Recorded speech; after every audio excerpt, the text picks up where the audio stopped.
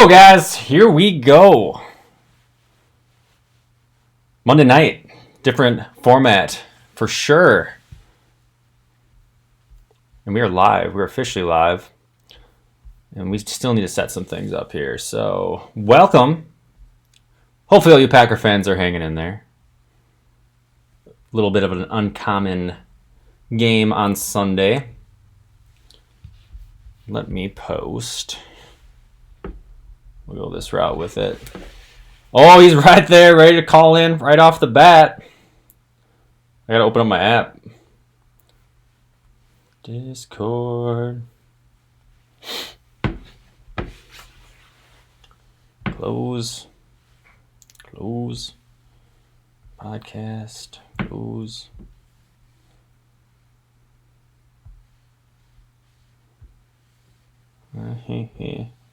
Should have had all this open for you guys. I apologize. But we will do a call here in just a second. Once I figure out how to use this freaking app. Yeah, that was rough. That was extremely rough. I don't know about some of you guys. Diehard Packer fans or not.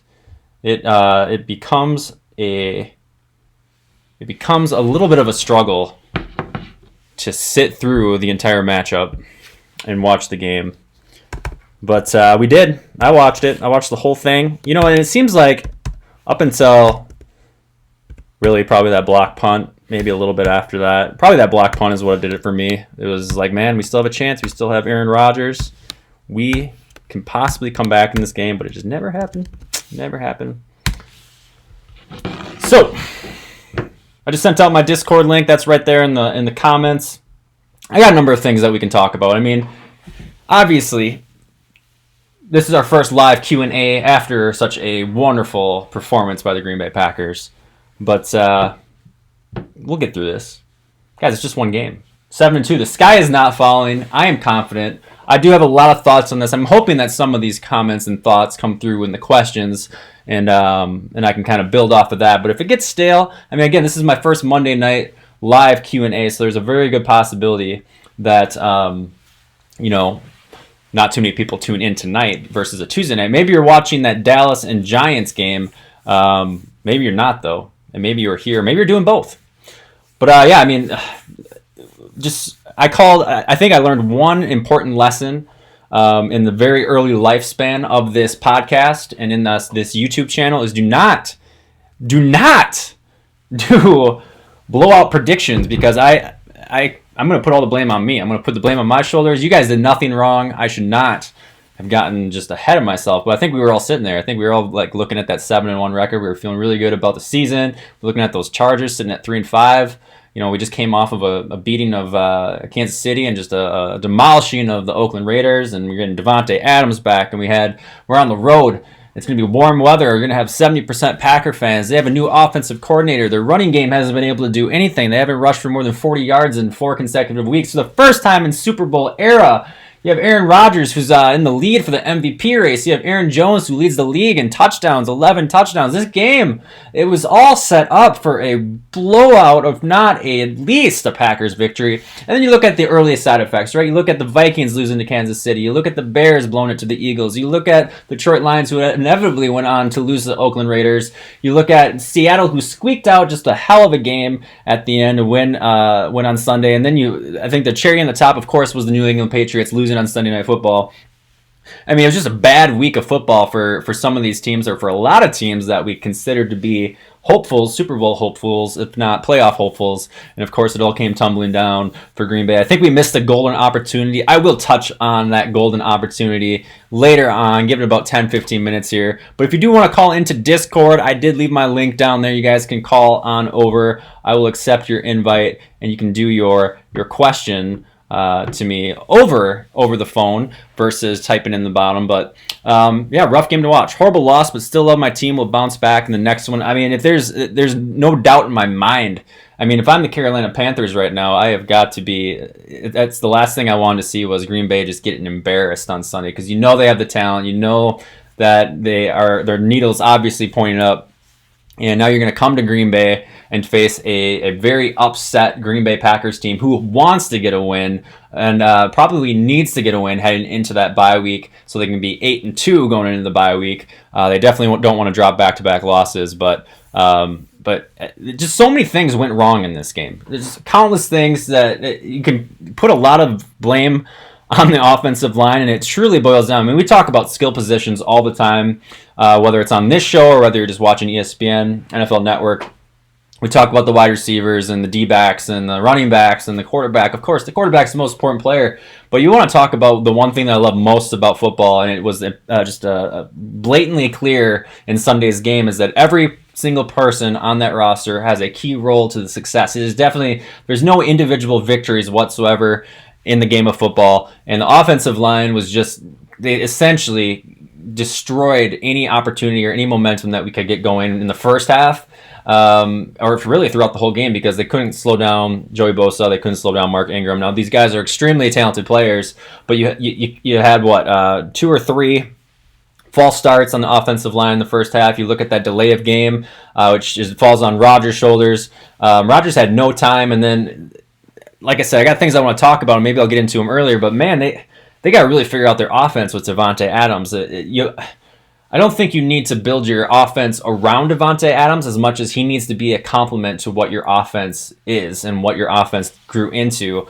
Obviously, extremely talented, hell of a route runner, great wide receiver, top 10 wide receiver in the NFL. We don't need to get into that debate. But it just seems like you look at the first 3 weeks of the season when Davante Adams is healthy, they struggled to get him the ball. They struggled to move the ball. They struggled to score points. That was the time of the year that we were all talking about how great this defense was. And then week 4, Davante, they're like, we're going to get him the ball. He's going to be a priority. Well, he catches 15 passes for 180 yards and just explodes for just statistical reasons. But then he comes back into this offense, and we're not really sure how we want to use him. How they used him, and you can put a lot of the blame on how fast the defense was getting pressures on Rodgers. But you look at, I mean, there were 4, 5, 6 yard passes that were going to Davante. There wasn't really anything attempted to Davante over 15 yards the entire game. I think they had 2 or 3 bombs throughout the game. One to Kumaro, one to Scantling, and it's just like, God, they tried to get things going, they just couldn't get things going. Completely frustrating. But yeah, that's how you start to get yourself on a tangent. I want you guys to tune in. Obviously, a disappointing way to end our Sunday, especially when you're looking at just so many things going for you. But Graham25, thanks for chiming in. What's up, bro? Good to see you here on Monday night versus Tuesday night. Like I said, I wasn't sure you guys would be out there, but you're out there, and here we are. We're talking Packers. Penalties stacked up quick. Yes, they did. We couldn't get out of our own way. And these games happen, and I had to work today. Of course, I worked late, so I didn't have a real big chance, and I'll probably dive into this a little bit more on Friday in my final thoughts video as we approach that Panthers game. But it seems like, every year, every season, every team has games like these. Even the Patriots have games like this, where you just can't really seem to get anything going. The focus isn't there. You're a little bit shell-shocked throughout the entire game, and every team has it, and this was that game. I guess the silver lining for this, as I burp through my beer, is that there are positives that come away from this happening against the Chargers, because this could easily have been that type of game where it happens against the New York Giants or it happens against the Washington Redskins. Those games are both after we play the San Francisco 49ers, and if things were rolling hot and going 100 miles per hour, and we were just rocking the league, and we were still at that point 10-1 after hopefully we can beat the Niners. I'm definitely not going to make those predictions quite yet, but that's where you could almost find yourself way too cocky, almost way too arrogant. You play some of these real bottom of the barrel type of teams like the Redskins and the Giants, and then you get upset. Now you look at the Chargers team; they have a lot of talent. They had 7 Pro Bowlers who made it to the Pro Bowl last season. It was the most out of any team in the AFC.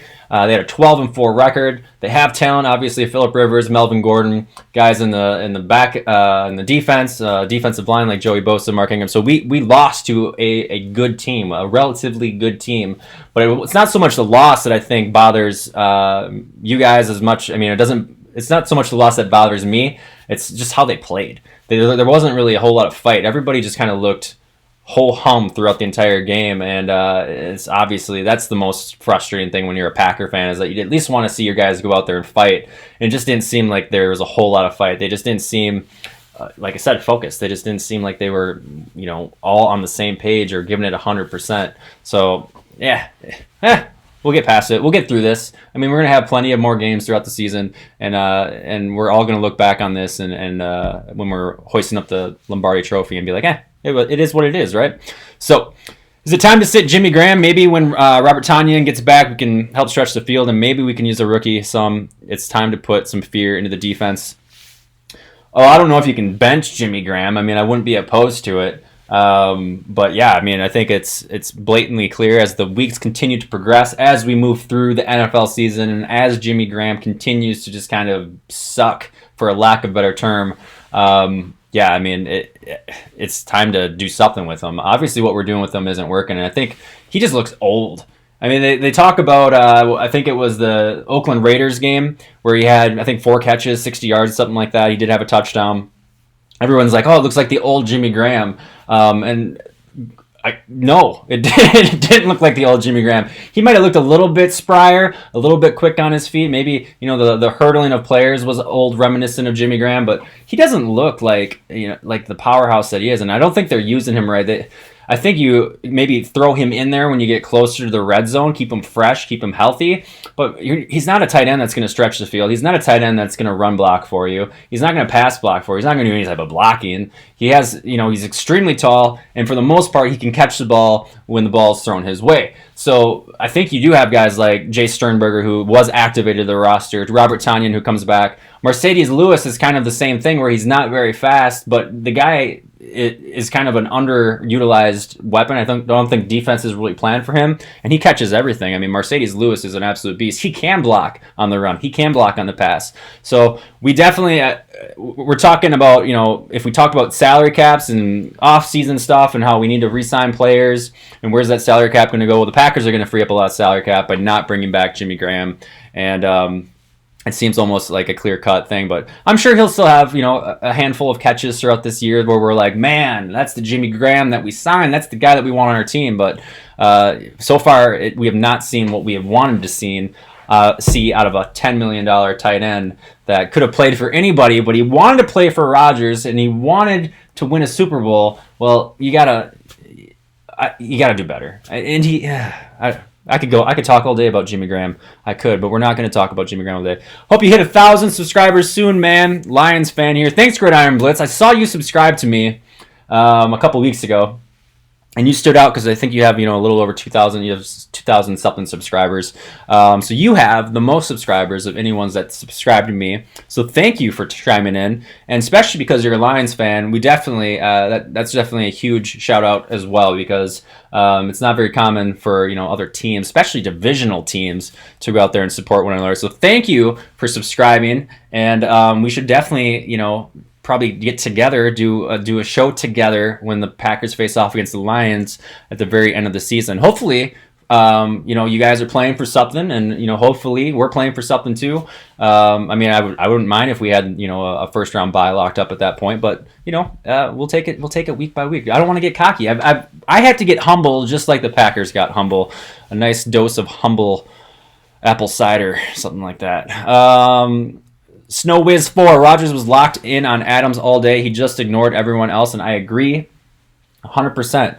That was the problem with bringing Adams back, and that's why I said Adams needs to be complimentary. He doesn't need to be the guy in the wide receiving room. We learned that Allen Lazard is more than capable, and he had a beautiful catch on Sunday. We know that Jake Kumro can catch the ball. We don't know what we got really this season out of MVS and Allison, because they really haven't jumped off the film, but these guys are more than capable. If you can take some of the attention off of those guys with a guy like Devontae Adams, that should open up more opportunities for the wide receiving group. But But yeah, I'm not. This is a huge problem. I mean, maybe I'm overreacting. That's what most of us do on a time to time basis. But they got to figure out how to just use him when they need. I mean, I don't know. Red zone. Adams is a beast. He gets his guy off the ball. He's an amazing route runner. He goes one way, goes the other. Rodgers throws a fade to the back shoulder. That's your guy. That's Devonta Adams. That's something that we've been missing in the red zone up to this point. But I don't know if you need to keep feeding him the ball just to get him, going or get him involved in the game plan. I think that I don't know. Packers got off of their game plan, and even Rodgers afterwards in his post game interview, he did say we got off of our game plan. They essentially just spread it out, which was blatantly obvious. They kind of in a way abandoned the run game because they were averaging a decent amount of run yards throughout the game. But yeah, they had plays for Aaron Jones they didn't get to. They had plays for Devonta Adams they didn't get to. And yeah, the whole thing just kind of fell apart. They couldn't get any momentum, and the defense just couldn't get themselves off the field, which in itself was extremely frustrating. What else we got out there? Lee86 tuning in once again. You are a faithful subscriber, so thank you for being here. Thank you for checking out this video. We have Bo Smith for 4 years at offense linebacker or outside linebacker. Think it'd be worth considering moving Gary to inside, or is he going to be a rotational and developing 4 years? LOL. Well, if Zadarius Smith gets any sort of suspension for his use of the Mary Jane, then we could definitely see more of Rashawn Gary and use him as that outside linebacker. But we're seeing more of Gary play, quite frankly. And it does come with the inclusion of both the Smiths on your edges, too. So whether they move him to inside linebacker or not really sure. I think he's too big-bodied of a guy to be playing at the inside linebacker position.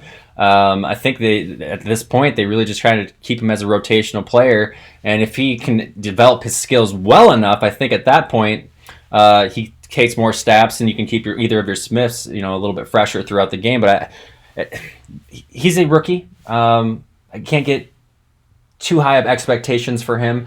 I think they definitely need to find a way to maybe give him some more responsibilities. But at this point, he's going to be a rotational player, and I think he's doing fine. It's great to see him pick up tackles throughout the game. We saw him with a pretty good tackle on Sunday, one of the few better tackles, because the tackling performance in general was god-awful. They couldn't stop Melvin Gordon, who ran for over 100 yards for the first time this season.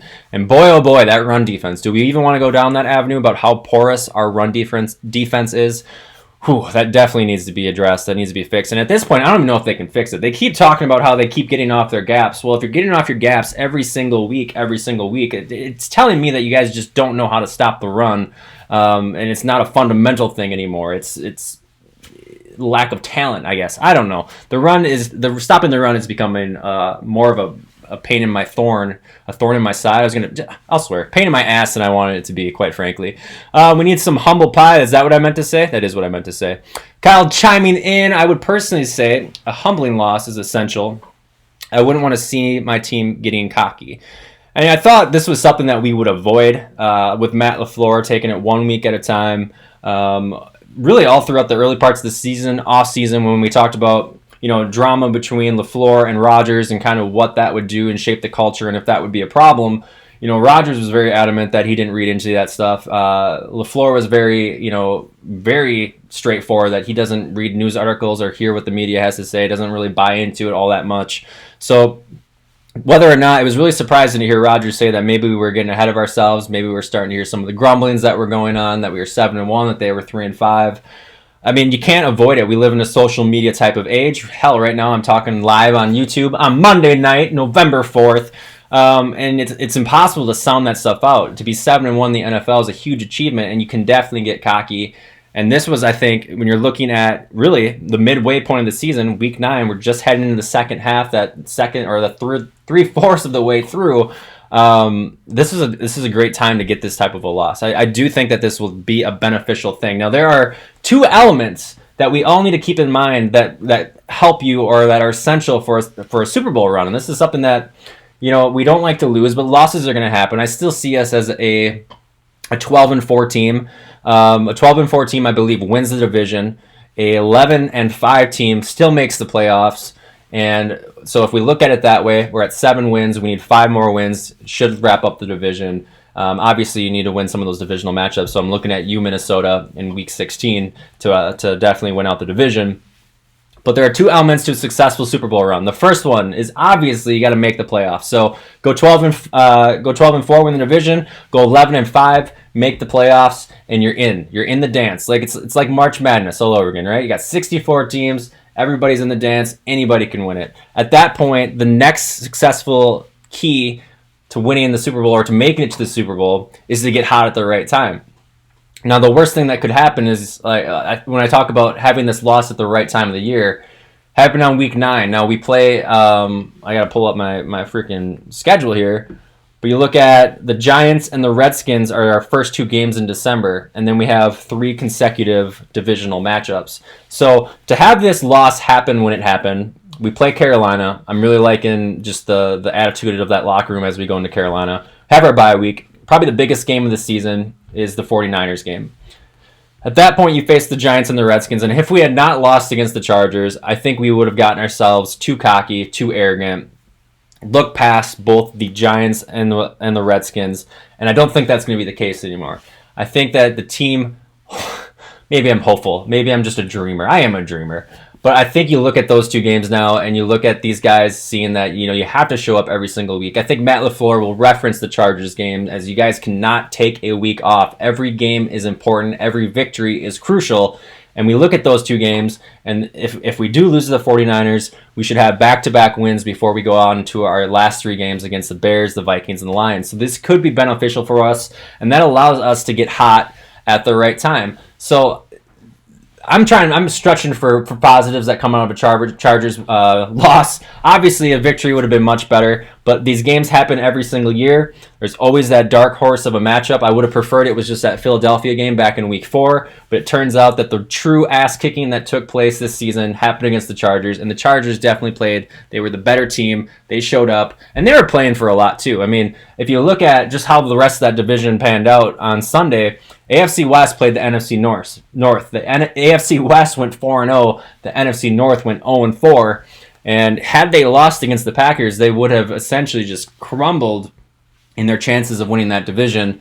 So they were fighting. They were fighting for their season. They were fighting for a playoff berth. This is something that I somehow managed to forget about as I did my final thoughts video. But yeah, make the playoffs is key one. So all you need is, in my opinion, you need 4 or 5 more wins to make the playoffs. Get hot at the right time, and that will bode well for a Super Bowl run. Now, obviously, there's a lot of other elements. You got to stay healthy. You got to play defense because our defense is the most frustrating thing that I've seen in the last couple of weeks than anything else. Okay, what else we got? What else we got for questions? We need some humble pie. Thank you for correcting me. We need to improve the run defense ASAP. I agree, 100%. Big Boobs is trying to message me, but it was retracted. And then Big Boobs Cam Girl went on to give me a compliment saying I'm gorgeous. So thank you, Big Boobs Cam Girl. That is one hell of a screen name. Packers fan 12, please bench Blake Martinez. He is too slow. No! What is...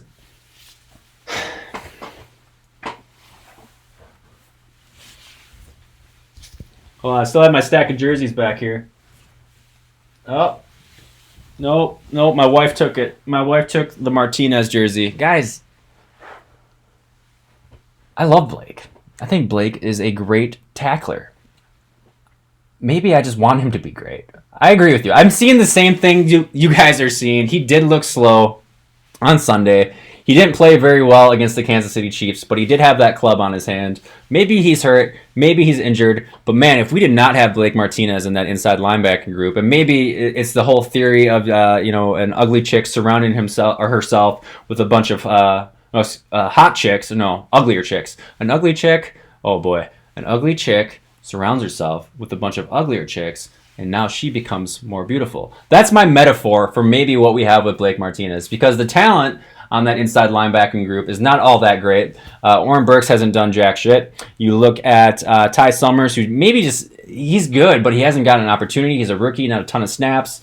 And then we had Bolton for a while. Yeah, I think that Blake Martinez is a solid football player. I love yelling his name whenever he tackles. I think if you guys want to have a good drinking game, I've said this before, but take shots every time Blake Martinez makes a tackle, and you will not be able to finish the end of the game because the guy just tackles, it seems like, everyone that he goes at. Now, he has been a little bit slow the last couple of weeks, I'll give you that, but I don't want to see us bench Blake Martinez. I don't want to see us cut Blake Martinez.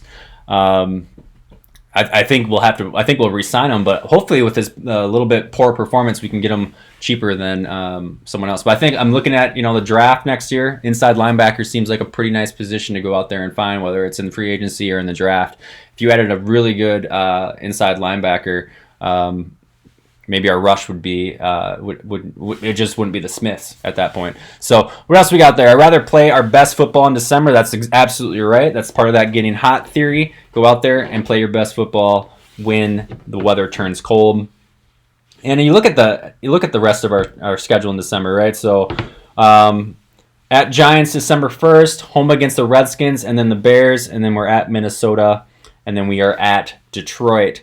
I can't, it doesn't load. It's cut off there. There's a flashlight symbol, but we are definitely at Detroit to finish off the season. So really 5 games in the month of December, and 3 out of the 5 of them are on the road. So if you want to talk about a time that you have to get hot, it's going to be, you're going to have to prove yourself on the road for sure. And that could create a whole bunch of adversity and momentum for them carrying on to the playoffs. So what else we got to talk about here? Snow Wiz commenting in again. Don't know why we stopped using Mercedes Lewis and Danny Vitale. They made some great plays in the last few games, but they no-showed against LA. I don't think it was really so much that they chose not to use them on Sunday. Like I said before, the entire game plan essentially went to shit and went down the garbage.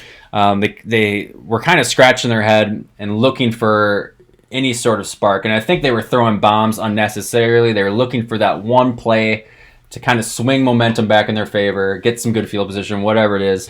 But everything that they tried just wasn't working. And then you capitalize on, the Chargers capitalize on that block punt, and it just really, if you felt like you had any sort of chance of coming back, it all went away right there. Now, let's talk about, since I just brought it up, our special teams is absolutely awful. I don't know how our special teams got worse after we got rid of Ron Zook, and replaced him with Sean Manega or whatever, however you pronounce his last name. It's something along those lines.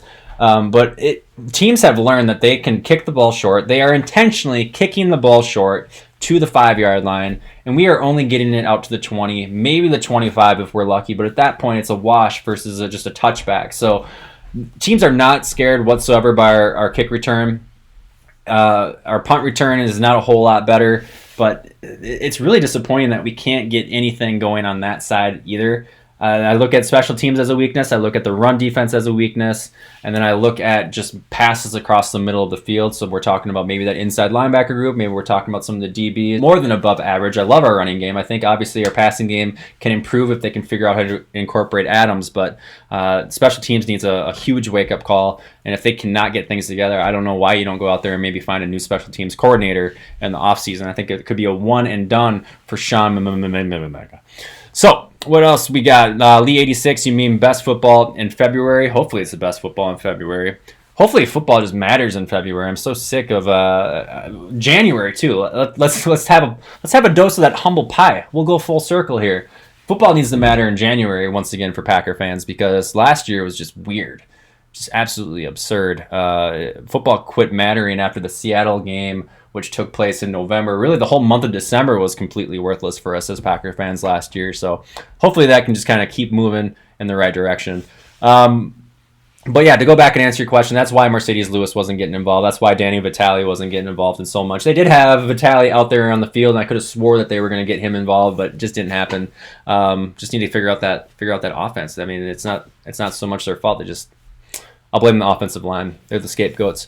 We need big turnovers on defense again. Yeah, our turnovers have completely gone down, and that's where I don't know if they were pretenders or contenders early on in the year when we talk about this defense, but outside of a very fortunate strip fumble against Kansas City where we got that lone turnover, and then some, I guess, Amos tips that ball up and and King intercepts it in the end zone. There's a turnover against Oakland, but our turnover game hasn't been all that spectacular, and that was definitely one of my key to victories. Win the turnover battle.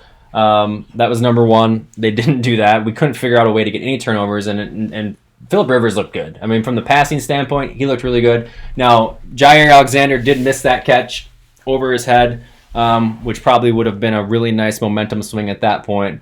But yeah, they're not getting a ton of pressure on the quarterback. It seems like when they get pressure, it's all or nothing. It's not consistent quarterback pressure as much as it is you'll have one play here or there where they just seem to get through and get pressure on him. So that's something that kind of boils back to, you know, our defensive line. It comes back to the Smiths because you're paying those guys a lot of money to do that job, and they haven't been able to capitalize on that a whole lot in the last couple of weeks. But Mike Pettin has to figure out, you know, he has to get these guys to kind of have a little bit of a wake-up call. Haven't had a chance to watch a whole lot of player interviews after yesterday's game, but I did catch the one with the Preston and Zadarius Smith, and you know, they don't seem too fazed by it. They kind of shrug it off. They look at it as, you know, an opportunity to get better. They're excited to get out on the field next Sunday. They don't see the loss as a victory by any means, like maybe Rodgers does, or like I'm portraying to you. But yeah, so we need big turnovers. AJ Hawk 2.0 could be Blake Martinez. Grant wants to call in still. But you disappeared for a while, and for whatever reason, all right, there you are. There you are. Here's your chance. We have our one phone call.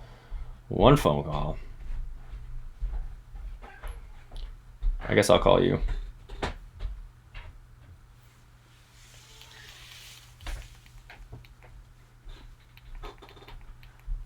Hey, man, can you hear me? Hello?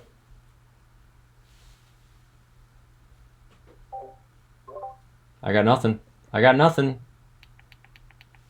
We'll let it go to 30 seconds, otherwise I'm dropping the call. What else do we got out there? Number one pack. I think Aaron Rodgers should go back and hurry up to catch 12 players on the field and get a free play.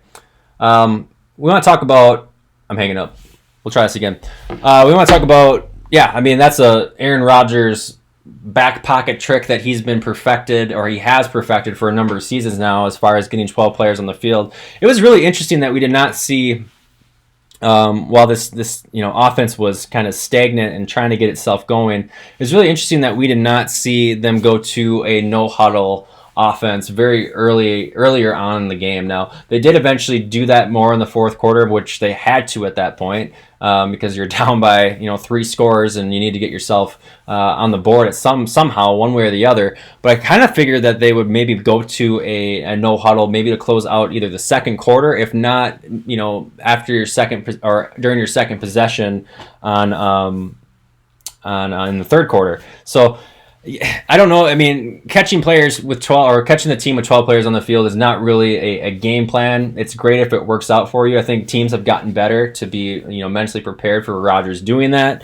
But yeah, I mean, free plays are absolutely wonderful, and that would have been a huge momentum swing, but it's not something that you can definitely rely on. I think just in general, they should have done a little bit more no huddle. Our defense is playing like Dom Capers' defense, and if there's 2 names that came out a million times yesterday while watching that Chargers game, it was Mike McCarthy. It looked like a Mike McCarthy offense, and then it was Dom Capers. It looks like a Dom Capers defense, and it's just amazing that has now become the stigma for us Packer fans. We were so frustrated for so long about our offensive performances and kind of wasting Rodgers' career, for a lack of better term. So now if we go out there and perform and just throw an absolute dud on the offensive side of the ball, it's a Mike McCarthy offense. And if the defense, which it does really look like a Dom Capers defense. They give up a ton of yards throughout the game. They keep teams out of the end zone. That's something that Mike Pettin is doing, or what the defense this season has definitely shown. It's something that it became a staple for Dom Capers. We'll give up a whole lot of points, or a whole lot of yards, but we won't give up a whole lot of points. And then they're giving up passes in the middle. The one difference that I would say between Mike Pettin and a Dom Capers defense is that we do have these pass rushers who are able to get to the quarterback, a la maybe not consistently, or not as much as you'd like to see the last couple weeks. But yeah, I mean, it's definitely head scratching. My thing is lagging. I will call you some other time. Yeah. Well, you gotta upgrade your Wi-Fi, man. Upgrade your Wi-Fi. Podcast 1919 just tuned in with I'm 37 minutes in. I probably got another 4 or 5 minutes left into the show. But yeah, Podcast 1919 reached out to me last week. He'd like to do a collaboration video. I am totally on board with that. I think it'd be fun. I think I'd like to do more collaboration videos, and I'm considering doing a Patreon at some point. I don't know if there's ever a good time to do a Patreon. I don't really know that anybody cares that much about this podcast that they would want to donate to get special perks, but something I'm definitely playing around with in the back of my head. For now, I will not, even when I hit 1,000 subscribers, I will not go to ads. I hate ads when I watch YouTube videos. The last thing I want to do is sit through a 5-second ad to skip. And then outside of that, if you guys, if this thing does continue to grow, we'll get there. We'll get to different ways to chime in and benefit. So cover a lot on this episode. I guess the viewers are kind of sticking right around that 10 spot, not adding a whole lot. We're kind of losing a little bit here and there. So I guess to summarize, we'll bounce back. The Packers will definitely bounce back. I think we're going to see something about this team. We're going to learn a lot about this team on Sunday and throughout this week. What the rest of the season has. If this is still going to be a successful season for us, or if this is going to be maybe kind of the start of an unraveling period. But you look at Rodgers on the floor late on that game. That camera's kind of sitting on both those guys, or maybe they're talking, or maybe strategizing about what they can do to try to get back in the game. You have to love what you've heard from LaFleur. You have to love what you hear from Rodgers. I think this team will bounce back. I think that they're hungry. I think the talent is obviously there. It was a wake-up call. At the end of the day, it was a wake-up call. It came at week 9 versus week 14 or 15. And that's a good thing for us to kind of grow from. We have that one chance, or not one chance, but we have one game against Carolina on Sunday. Go out there, get yourself a huge victory, go to 8-2, hit that bye week, and kind of reset and get ready for the final stretch as you make your way to the Super Bowl. So if you guys have any more questions, feel free to chime in. I have about a half a beer left, so I guess I can continue to kind of chill here and just watch myself on my computer. Unless you guys got any input, what do you guys think of the? Are you guys pulling the panic alarm as much as the rest of Packers Nation is? Holy crap! If you're a fan of any of the Facebook pages that involve Packer fans, sky is falling. It's just a whole bunch of fair weather fans out there. We need to stop running the stunts on the D line. They're giving up way too many yards. Just line up, man them, stop the holes. And this is something that the players have appreciated as far as Mike Pettin and that defense, is that they've had the autonomy to go out there and kind of line up where they want to line up. Now, they have obviously certain responsibilities. They have players that they have to be mindful of. But I get what you're essentially alluding to is that you're going to take away some of those freedoms and go for a designed play call. Now, I don't think that's a bad idea. I think that they could probably incorporate some more of that into their play calling. But yeah, they need to figure out more ways to put pressure on the quarterback. And I don't know if they've kind of become a one-trick pony as far as what they have for tricks up their sleeves. But it's definitely an area that I'm going to definitely be watching in this Carolina. I'm going to be looking at so many close things in this Carolina Panthers game and what this team really decides to do if they turn it around and how they look to improve themselves. Do you think it's time to give Kingsley, or I do that every time. I did that for months now. Kiki a chance on the D-line? I don't know if it's time quite yet. You paid Lowry a lot of money. I think Lowry has been playing well. You look at Kenny Clark. He's been struggling with some injuries, so you got to keep Kenny Clark in there as much as you possibly can. You look at Montravius Adams, who has struggled with injuries throughout the season, but has had nothing but praise from the coaches and players around him for his performances. So you have to like what you have out of Montravius Adams. I don't think you rush Kingsley Kiki. In all honesty, until you mentioned his name, it's a great job, number one pack, of bringing up his name. He kind of fell behind the wayside as a player that I look at on this roster. But I don't think it's time to give him maybe more playing time. Hell, maybe it is. If you're looking at the run defense and how bad they're playing, maybe someone like him, but he's not necessarily known for his run defense type of playing. So I don't know if that's quite the answer. I think you guys start to get them incorporated at some point. I just don't know if it's quite yet that we want to start throwing Kingsley Kiki in the mix on that defensive line. Kyle's asking honest predictions for the NFC and AFC championships. Who will be the final four? in the NFL? Well, honest predictions, because they're worth so much right now. I'll have a better idea of this one come Sunday. So Sunday, the 49ers play Seattle. It's going to be one of those. It's one of those two teams I think are going to be the opposition. Now, if I had to say right now, it's going to be 49ers Packers. And you guys are saying, well, what about the Saints? I don't think the Saints can sustain it all the way up to the NFC. Now, I do think that they will probably find themselves with a first round bye, but I see them losing in the divisional round, and that could come at the hands of either the Packers or it could come at the hands of the Seattle Seahawks. But I'm looking. You're looking at, I think, the 49ers and the Packers.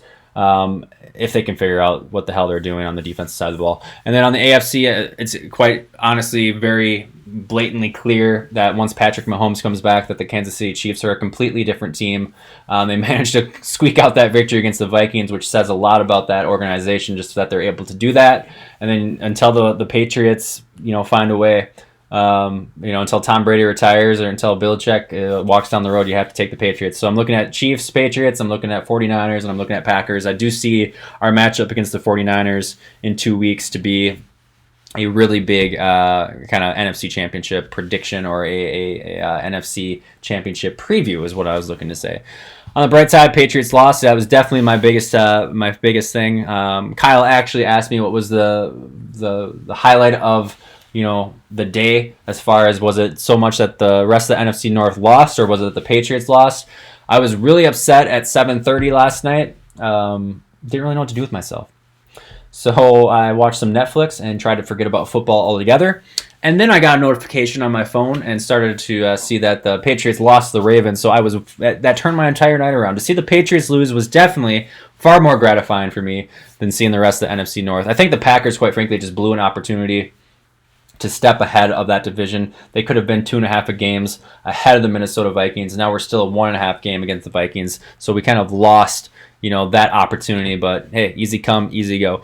On the bright side, Patriots lost, and then we need to start using Burks a lot more in the pass defense. He's fast and can keep up with a lot of tight ends, and he can chip off a running back off their routes. So, guys, 45 minutes into this, I am going to wrap up the video. I do agree that Burks has the speed and definitely can be lined up against tight ends, and it seems like we've had trouble. We've faced a lot of good tight ends. You look at Hunter Henry, you look at Travis Kelce.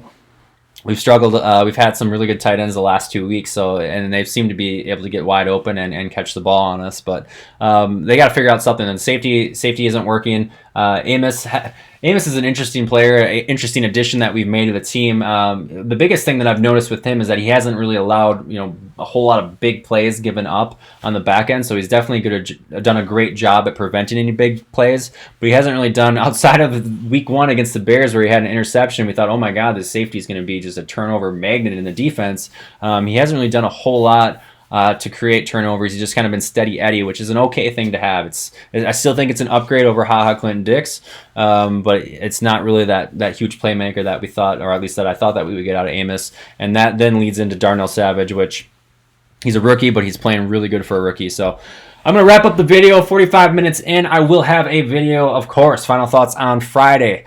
We will preview our last game as we head into or head back to Lambeau. We face off against the Carolina Panthers, and then we have a bye week that we can look forward to. I'm not really sure yet if I'm going to do a bye week myself. I'll probably do just a recap of the first half of the season. Maybe not make it as long, but all these videos turn out longer than I expect them to. So I want to bite my tongue. I want to bite my tongue. I want to say thank you for everyone that tuned in tonight and stuck through the video, asking questions, participating. As always, this is a whole lot of fun. I don't have to do a whole lot of planning for these live Q&As, so I can just come out here and talk about Packers and hear you guys chime in.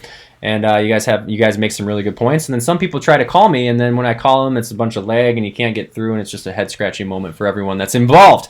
So, again, thank you guys for tuning in. Thank you for checking out the video. I will see you Friday. Packers will play the Panthers on Sunday. It is a 3 o'clock game versus a noon game.